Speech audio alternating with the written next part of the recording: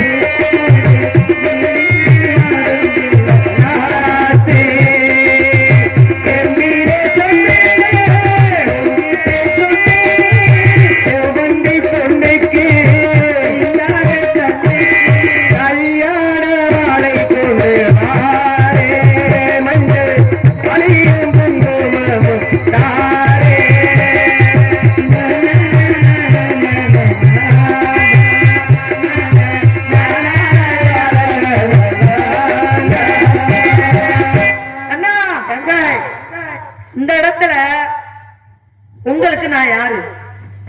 தங்கை சகோதரி. இந்த இடத்துல நீங்க எனக்கு யாரு? அண்ணன். அண்ணன் தானே? நான் தங்கச்சி தானே? மாற்றம் இல்லையே. நான் யார கல்யாணம் பண்ண பொண்ணா கல்யாணம் பண்ணாத பொண்ணா? கல்யாணம் ஆகாத கன்னி பொண்ணு தானே. ஒரு கன்னி பொம்பளை பிள்ளைய வச்சுக்கிட்டு மதனிய போட்டு இந்த உருட்டுறியலே, எனக்கு எங்கேயாவது நோக்கெடுத்து எவனையாவது கூட்டிட்டு ஓடும். ஐயோ அப்படி எப்படி இருக்கிறாரு? கூடிய சீக்கிரம் அதுக்கு ஒரு நேரம் வருமா? ஆமா சரி. அந்த பிள்ளைய வந்து என்ன பார்க்கும்போது அந்த பிள்ளைகிட்ட இருந்து 4 அடி தள்ளி நிக்கணும். 10 அடி தள்ளி முனேசன் பக்கத்துல போய் உட்காரி போடி. அவர்கிட்ட என்ன சொல்றேன்? அண்ணா நான் வந்து பரன் மேல நீங்க அவசரமாக கூப்பிட்டீர்கள். ஆமா. அதுக்கு காரணம் என்னவோ? நம்ம இடத்துக்கு நம்ம நேரம் பிரம்மபுத்திரர் நாரத மகரிஷி வந்துள்ளார். நாரத மகரிஷி பிரம்மபுத்திரர் கலைவாணி வேந்தர். எங்கே அவர்? சுவாமி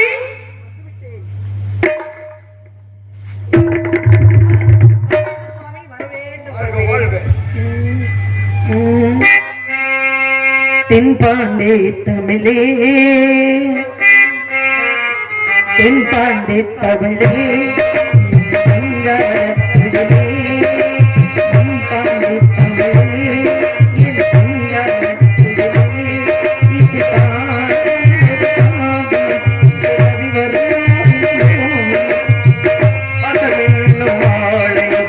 பாட வேண்டும் ஆயிரம்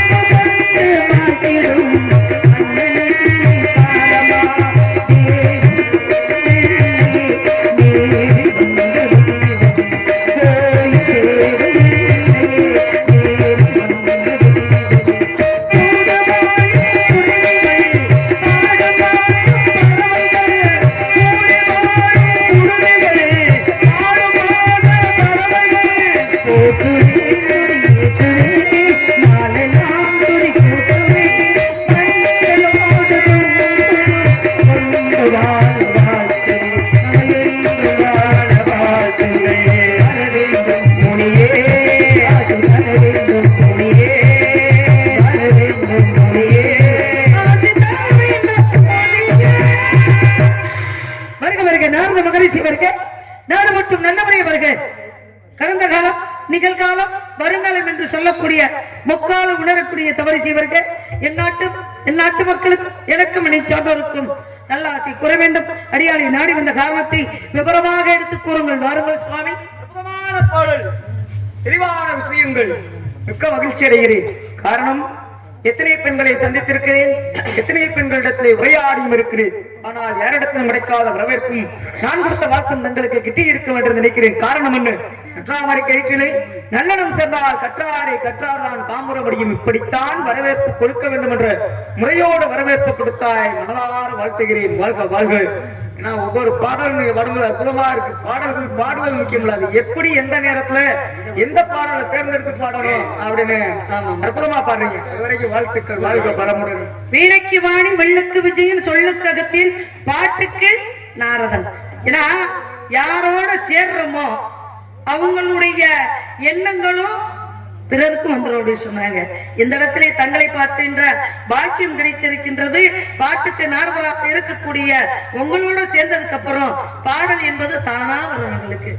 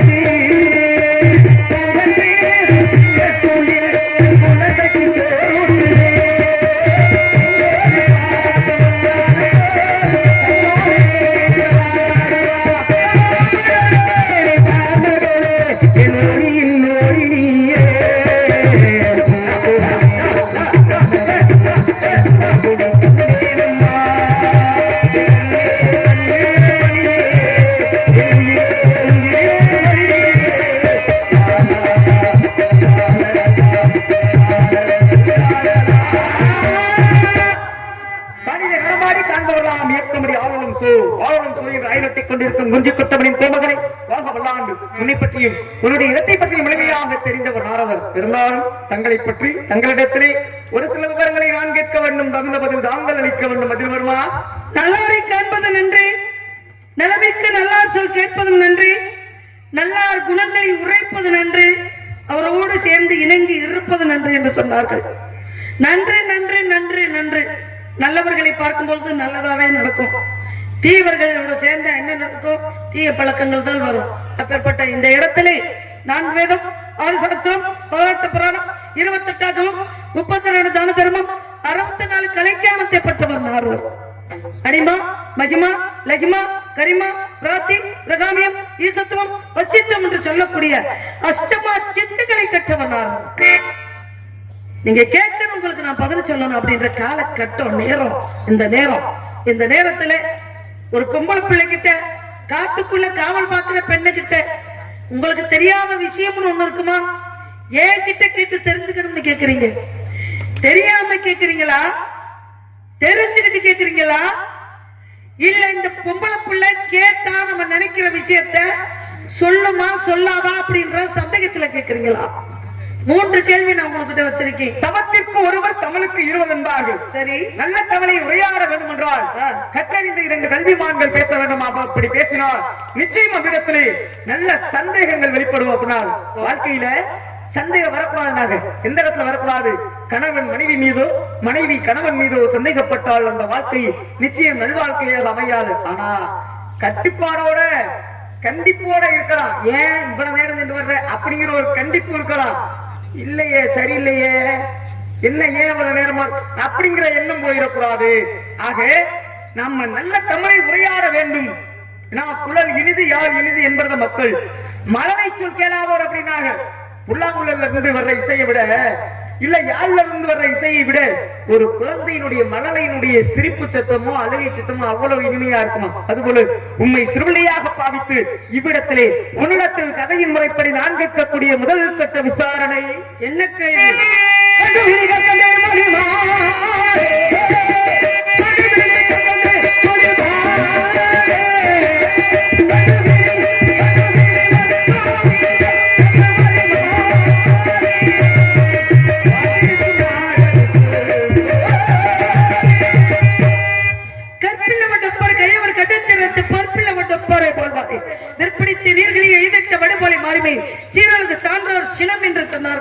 அறிவில்லார் உடைந்த கல்லுக்கு சமமாவார்.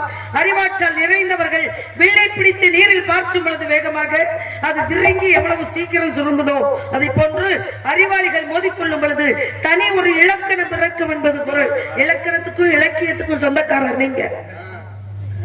இலக்கணத்துக்கும் இலக்கியத்துக்கும் சொந்தக்காரர். தமிழை பேச வேண்டும் என்றால் தூய தமிழோட இலக்கண தமிழோட இலக்கிய தமிழோட பேசக்கூடியவர். தமிழுக்கு சொந்தக்காரர் முருகப்பெருமானாக இருந்தாலும் அவரும் உங்களுக்கு சொந்தம் தான். ஏன்னா 4 எழுத்து கூட்டம் 3 எழுத்து கூட்டம் அப்படின்னு அறியும் சிவன் ஒன்று அறியாதவன் வாயில் மண் அப்படின்னு சொன்னாங்க. அப்பேற்பட்ட அந்த இடத்திலே தமிழுக்கு பாட்டுக்கும் சொந்தக்காரராக இருக்கக்கூடிய நாரத மகரிஷி என்ன கிட்ட வண்டுவிழி கற்கண்டு மொழி மாறி வாழ்ந்திருக்கும் நாரது சொல் போதே அப்படின்ற கேட்ட காரணத்தாலே பண்ணாகப்பட்டது. காட்டி கொடுத்துச்சு ஒரு வண்டு, கர்ணனை காட்டி கொடுத்துச்சு. காப்பாத்த நினைச்சிச்சு ஒரு வண்டு, யார காப்பாத்த மாபலி சக்கரவர்த்தியை காப்பாத்த நினைச்சிச்சு. பிரிக்க நினைச்சிச்சு ஒரு வண்டு, பிரிங்கி முனிவர் ஆகப்பட்டவன் என்று சொல்லக்கூடியது. ஆகையாலே காட்டி கொடுத்த வண்டா, காப்பாத்த நினைச்ச வண்டா, பிரிக்க நினைச்ச வண்டா, பொன் வண்டா, செவ்வண்டா, கரு வண்டா, எந்த வண்டுக்கு ஒப்பிட்டு சொன்னீங்க அப்படின்ற விவரம் எனக்கு வேணும் அப்படின்ற கருத்தாலே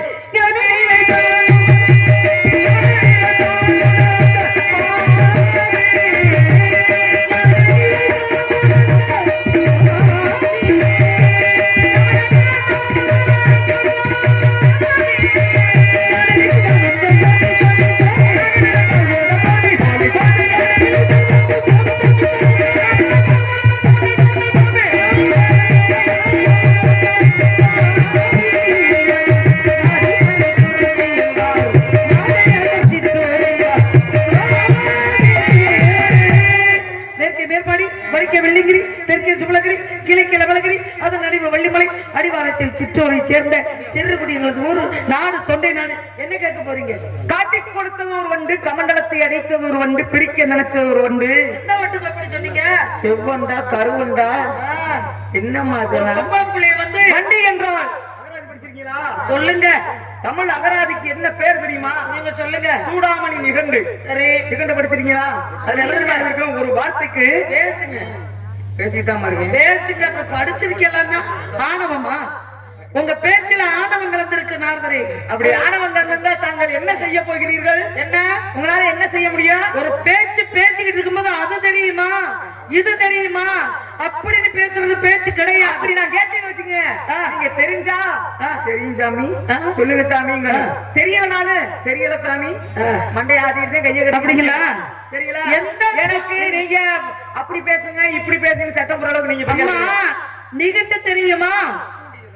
இந்த கற்கண்டு தெரியுமா? அகராதி தெரியுமா? தெரியுமான்ற இடத்துக்கே போக கூடாது.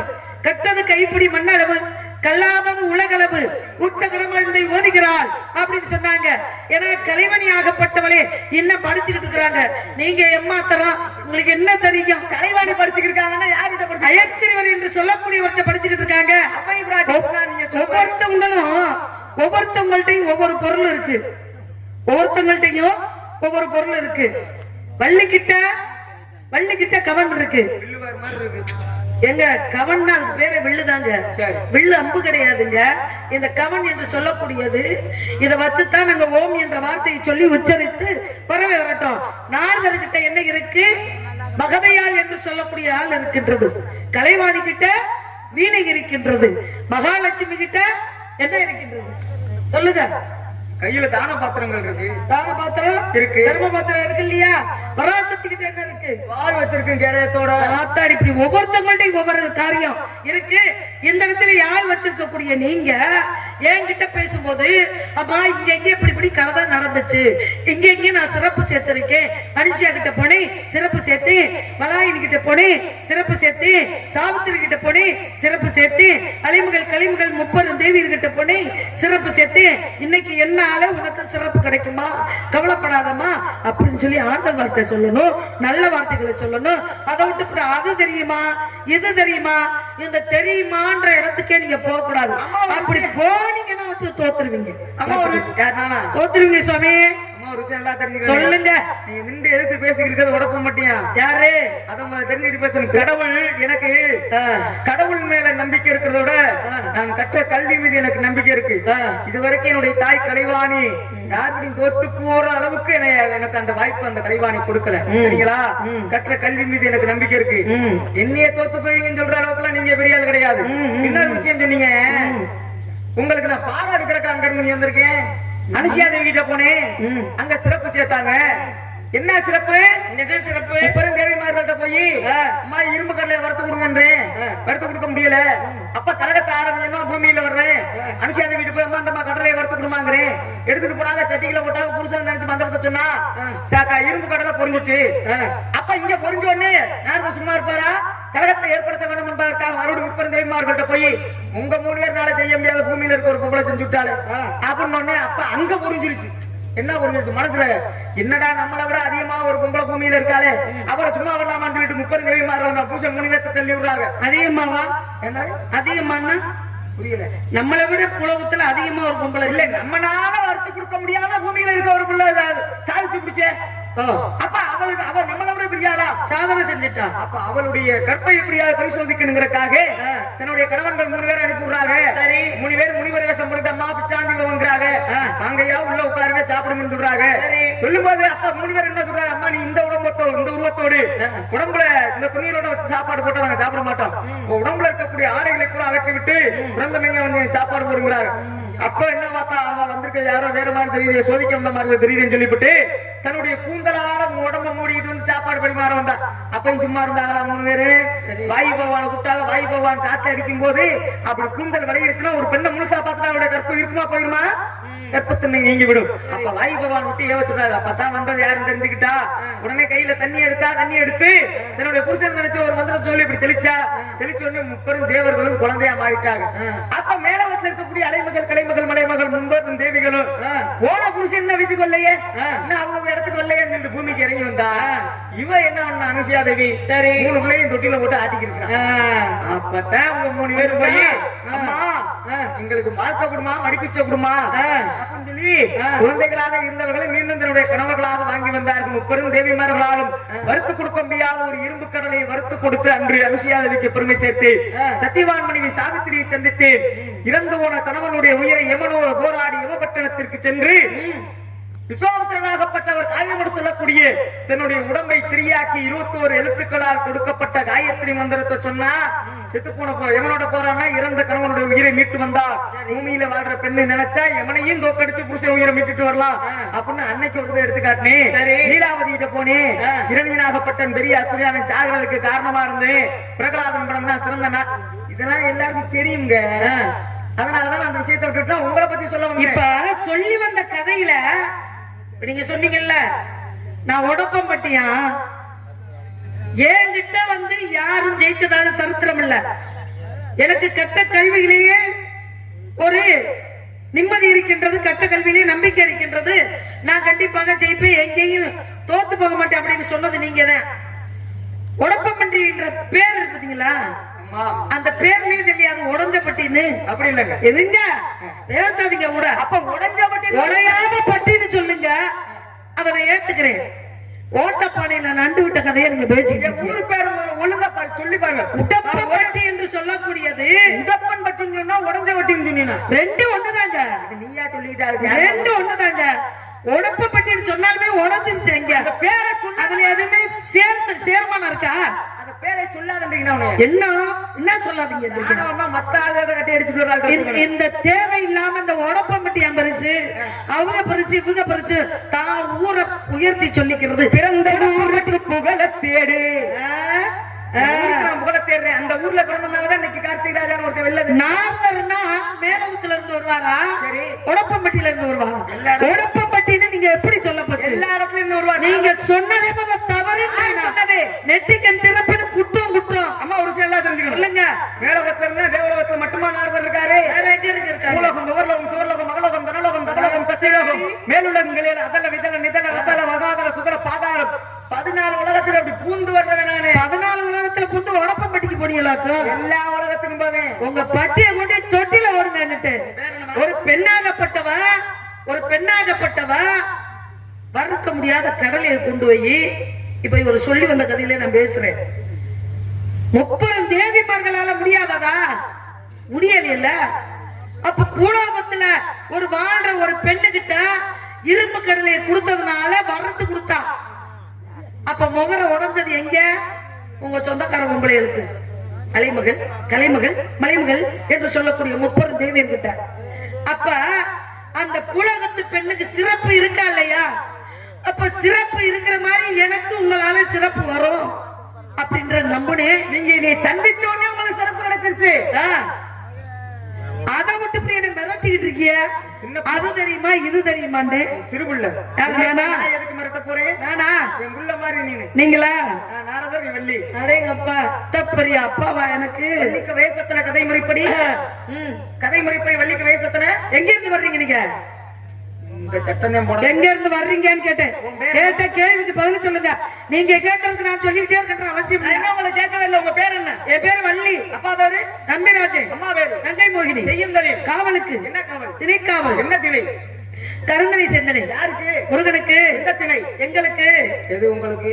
முருகனுக்கு எங்களுக்குன்னு சொல்ல வந்தேன். உங்களுக்கு? எங்களுக்கு வந்து கருந்தனை. செந்தனை யாருக்கு? முருகப்பெருமானுக்கு. ஏன் செந்தனையை முருகனுக்கு படைக்கிறீங்க? முருகப்பெருமான் வந்து கொஞ்சம் அது எப்படி இருக்காருன்னா கொஞ்சம் கோபத்தோட இருக்காரு. அந்த கோபத்தோட இருக்கக்கூடிய முருகப்பெருமானுக்கு குளிர்ச்சி என்று சொல்லக்கூடியது செந்தனை. அதை கொண்டு போய் நாங்க படைச்சோம் அப்படின்னா, இந்த ஆவுடையார் கோயில் பாத்தீங்களா? ஆவுடையார் கோயில்ல சோறை வடிச்சு அப்படியே கொண்டு போய் சாமிக்கு முன்னாடிதான் வச்சு திறப்பாங்க மூடிய. அந்த ஆவியத்தான் படைப்பாங்க. ஆவி உடையார் கோவில், ஆவுடையார் கோவில். அதை போன்று முருகப்பெருமான் கோபத்தோடு இருக்கக்கூடாது, இருக்கிறாரு.